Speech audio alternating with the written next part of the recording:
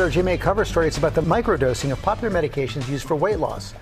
Eva Pilgrim back with the story we first saw in the New York Times. Hey, Eva. Good morning, George. These medications have been game changers for many people, but the side effects, nausea, vomiting, lack of appetite, have posed a real conundrum for some. And some say they found a solution: microdosing.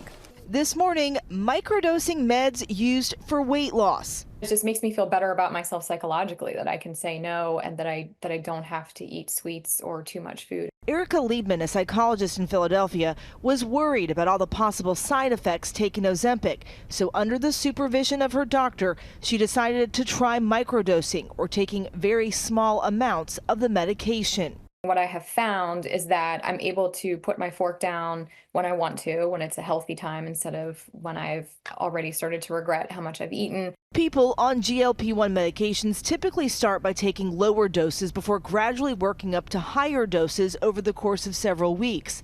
This is what is FDA approved and has been studied for safety and effectiveness in clinical trials. Sometimes you start at a lower dose, you get the body kind of acclimated to the drug, and you minimize those side effects, and then you up titrate the dose over time. For Michael Hammer of Los Angeles, after taking the recommended dose of Ozempic for 3 months, he was ready to give it up because he says his side effects were unbearable.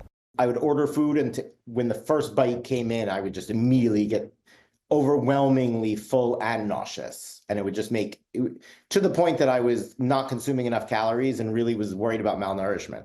That's when he says a medical professional who prescribed the medication to him through a telehealth company suggested he try microdosing instead.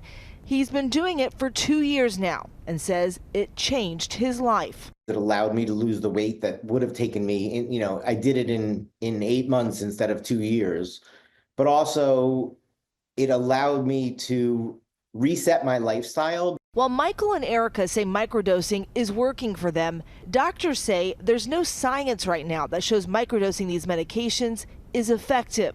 There isn't even a true dosage range for microdosing.